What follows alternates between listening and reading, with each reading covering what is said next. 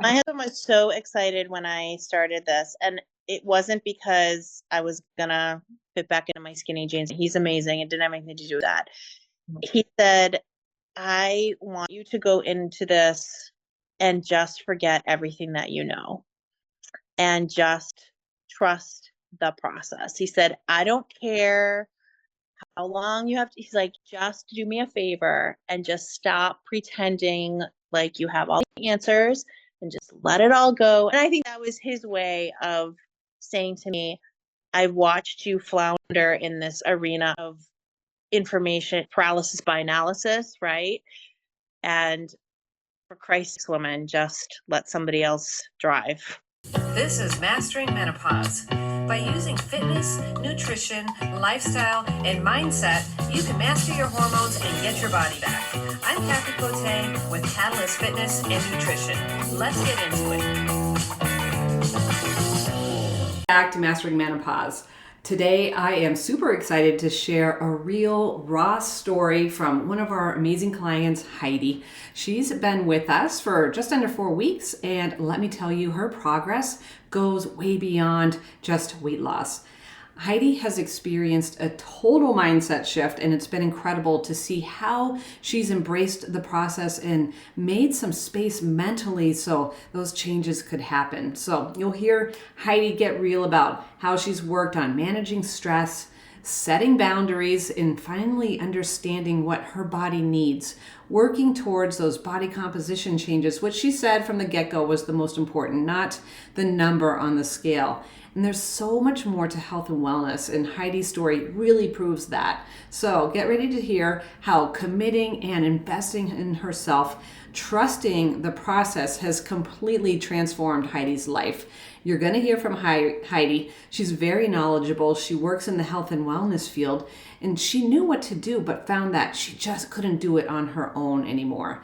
So you're going to love this one, and here we go. So I did want to tell you that I'm systematically making my way through every single one of your podcasts. I have a lot of drive time, so it's like a phenomenal way for me to get content. So I'm currently finishing. And it's funny because so many of like my ideas are, a few of my fundamental ideas have changed since the beginning of the podcast.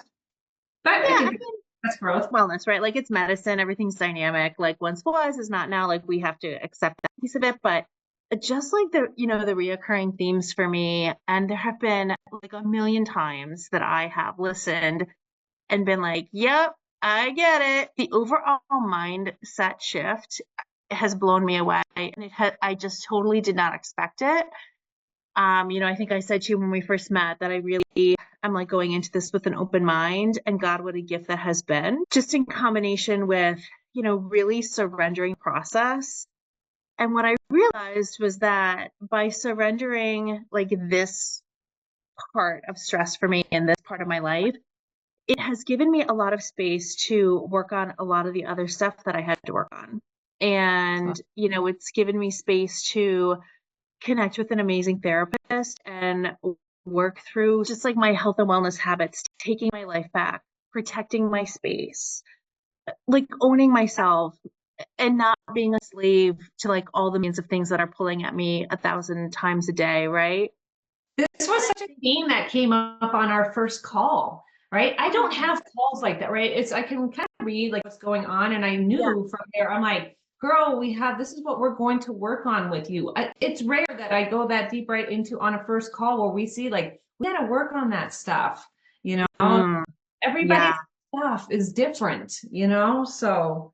Well, and what do they say? The first step is admitting it, right? Like the first step in any issue is that you have to like get to the point of admitting it, and relinquishing this constant nagging worry about my nutrition and am I eating the right thing? Am I eating enough? Am I not? Like blah, blah, blah.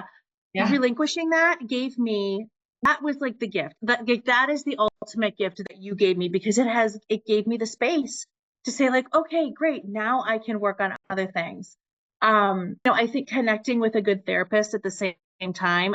I mean, Megan's amazing because she has a psychology degree, but I also, I got a new therapist, and I have to say like, it's just been invaluable in like being able to tie it all together. And I wish more women would take the time to do that because there's a lot of like my work has this amazing mental health support platform that I didn't even know was there. And I think that there's a lot of support for us out there, but we turn a blind eye to it because either, oh, well, it's for me, so that's You not do it. important. Right. I do That's it myself. yeah. Yeah, you name it. Um, so yeah, so I think just from like where my mental space is, my mindset, some of the other really big change for me in just 3 weeks, for almost 4 weeks and working with you guys is that this is like a process. And I recently listened to your podcast with Nikki Scott. And I see her a lot on Facebook too. Like your stuff came up and her stuff comes up. And she said something so impactful for me, which was like, this is a like looping process, right? I'm not exactly sure if that's how she phrased it, but like you will go through different steps, different cycles, I think was the word that she used, um, to get to your goal. And I never looked at it like that. I always said, I have a goal, right? It's to lose X number of weight, right? Or to build enough body muscle to get into a fitness show, or to fit into this bikini, or whatever, you name it, right? I never looked at this journey as like cyclical. And you are here and then you're going to do something and then you're going to do something different and maybe you'll go into a cut and then maybe you'll bring a cat and then you'll take a break. Like never looked at it like that. I said, it's just like you get on it. It's this like miserable ride.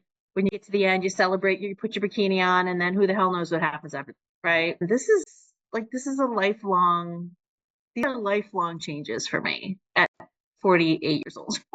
Through my Hail Mary pass. If this doesn't work, then I'm just gonna be fat and happy because I can't keep doing what I'm doing. I just can't. It's taking up way too much time. It's exhausting. I'm frustrated and just fuck it.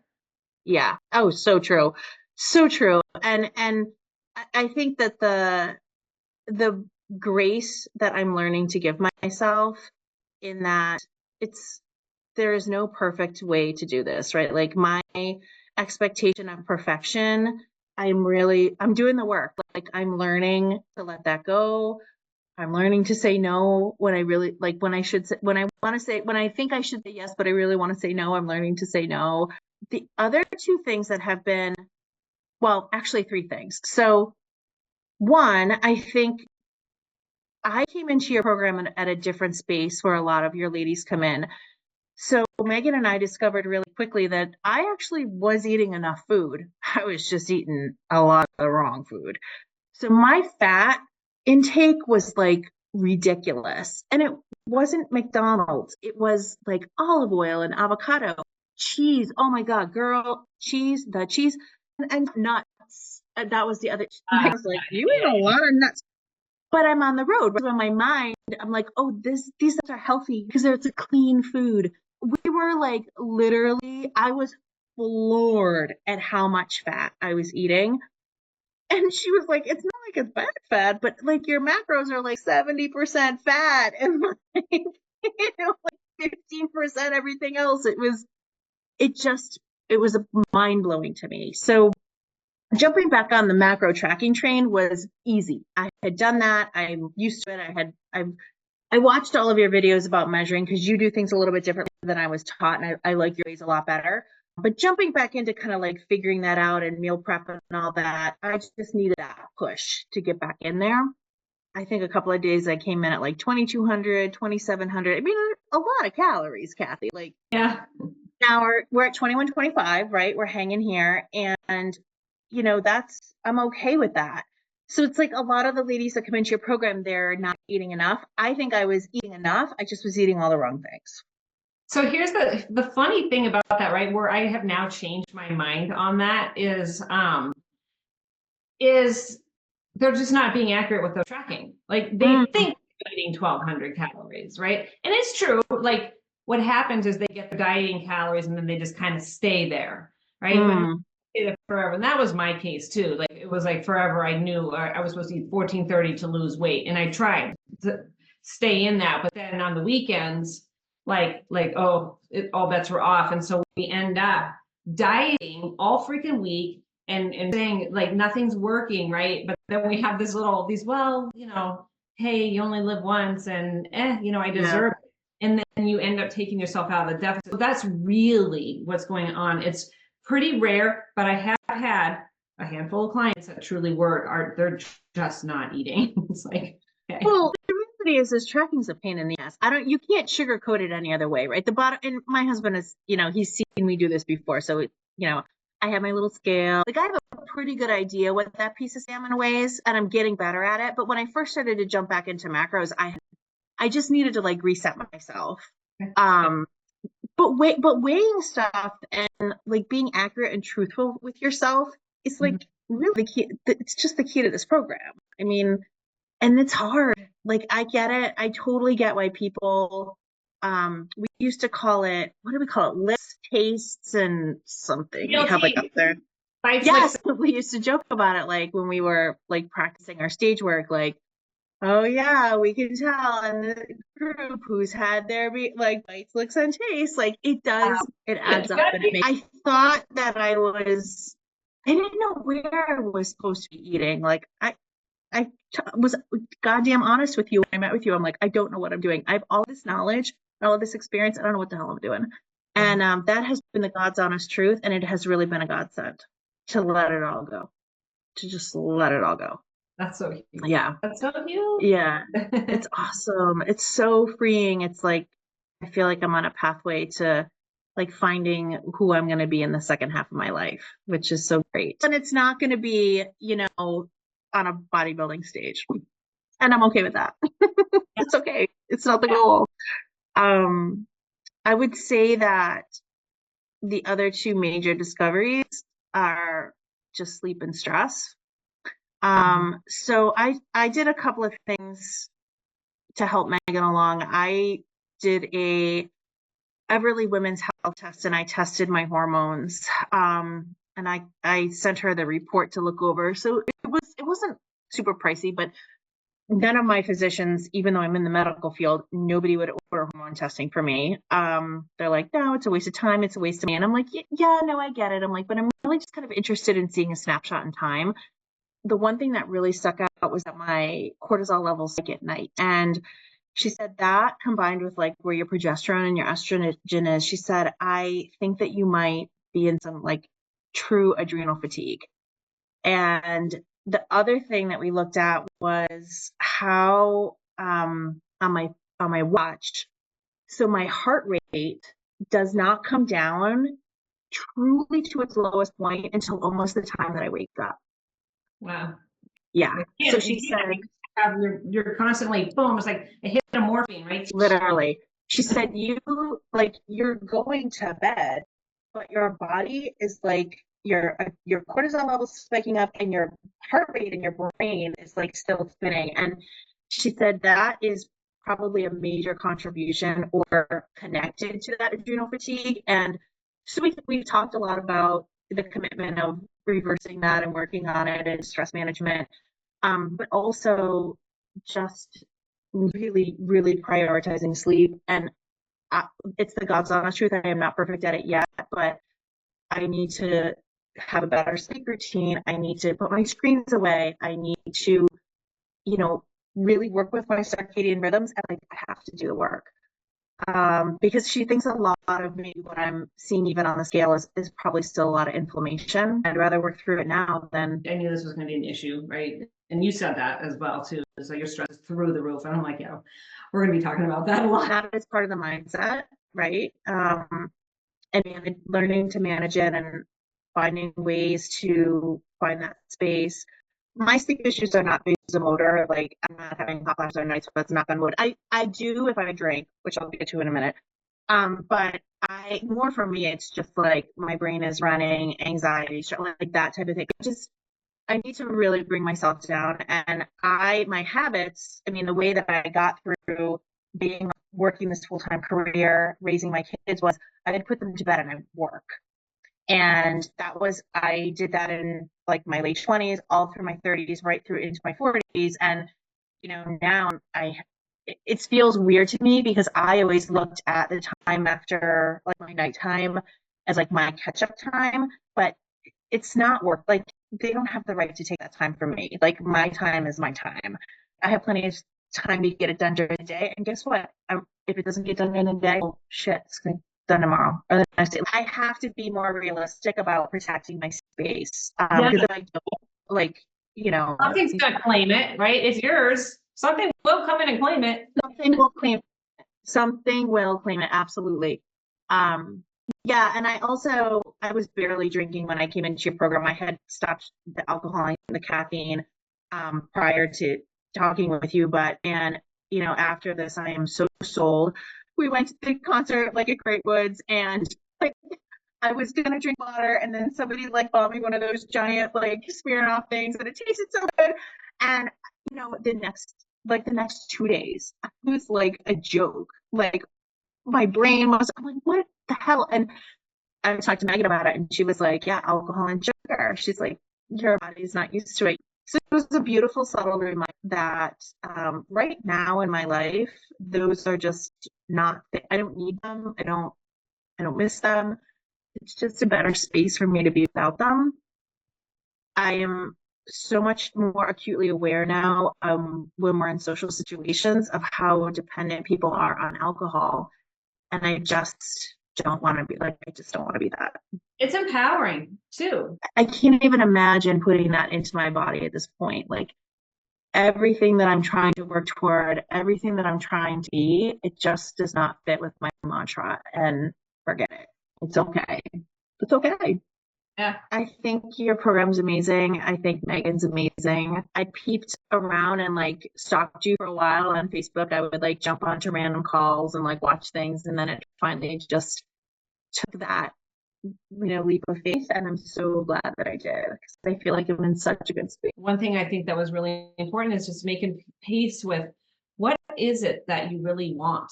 Like Nikki said, right? It's going to be in different stages. Maybe I don't want to be back on stage, and that's totally fine, but then maybe 3 years from now, you're going to be like, I could. I do. Right. Exactly. And I do, that is very empowering. You're right, because I think what this program gives you is it gives you freedom. Like I do agree that you can eat anything. I mean, that is true.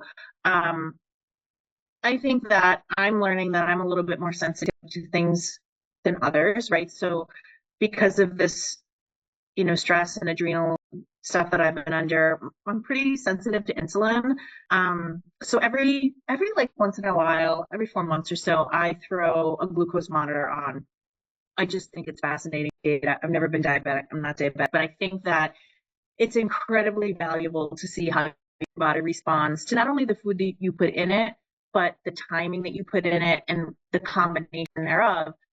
And so Megan had a theory that eating fruit alone was probably, creating some insulin spikes. And so I was like, oh, that's really interesting, because, technically I have a lot of carbs to fill, right? 180, 200 grams a day of carbs. So it's a lot of carbs. And I don't really want to fill it with crap, right? I'd rather fill it with good carbs.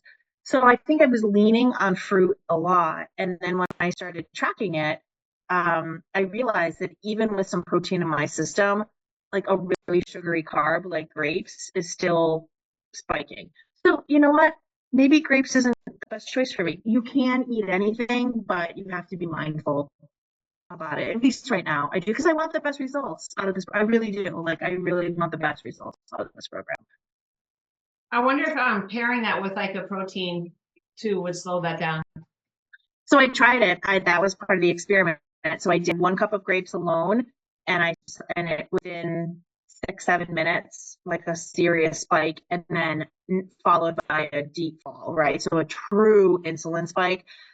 And then I did it with, after 2 eggs, like a 2-egg wrap that I made. So I had like some protein, fat, and carbs. Like I was trying to mix it all together. And I did it again, and I was like, I wonder if this will be any different. That was the next day, and I still saw the same. So it's just something that's really sugary like that. Right now, I'm just super sensitive to it. I have often in my life kind of treated myself like a diabetic, because, if diabetics treated themselves the way that they should, they'd be a hell of a lot healthier. So there is value into trying to keep your, your steady state levels. My average is 105. I think they say like an average of 110 is good. So, it's confirmation that I'm fine, but it's also just more interesting to me how my body is responding to certain things when I put into it. The other thing Megan and I talked about a lot was this has been helping with timing. So the last thing we want to do is put something, it parlays into front loading your food, which I do remember drastically from last time. But if I'm at the end of the day and I'm short, I'm screwed because now I have to load up on potentially these carbs. And now that I'm doing that before I go to bed, which is like not good. So it just speaks to like being really organized during the day so that by the time 7, 8 o'clock rolls around, maybe I have a little bit left for a snack if I want that, but I'm not trying to jam in. I know a lot of people are trying to jam in protein. I find myself trying to jam in carbs. And it's based on what I'm seeing on that's the last thing I want to do. The nutrition is hard and it looks different for everybody. And it's like, it does come down to time management. And I remember us talking about that too, right? We have a time management issue too, right? That's going to help alleviate that stress. There's just been, you guys have done a lot in a month. We have. I mean, I've broken some nasty habits. I don't go to Dunkin' Donuts anymore. I'm not craving it. I don't care. I got what I need with me in the car. I'm good with that. And I can do that for the rest of my life. Right? Like that's going back to the original thing that I said every other time in my life that I've done something, it has been like, oh, this is the snapshot of time of what we're going to do to get to this goal, but we really don't have a plan for what happens after that. This is the plan, right? This is like me at 50, 55, 60, 65. Like this is me.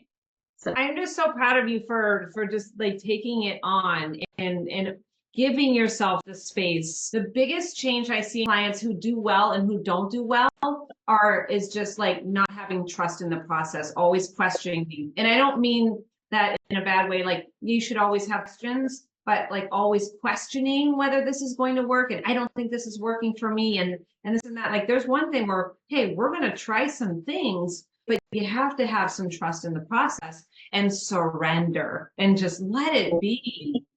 Let it be instead of fighting. Freeing. If I give like any message to women out there, like we are just owning this shit and like just freaking surrender it and let it go. And I'll go back to what I said originally. It opened up the space for me to work on other things I really need to work on. There is so much freeing and empowerment in that. And I think that as women, we look at the empowerment as the ownership. I've heard you say it multiple times within your podcast. Like we wear this shit like a badge of honor, right? It's like, I'm so busy.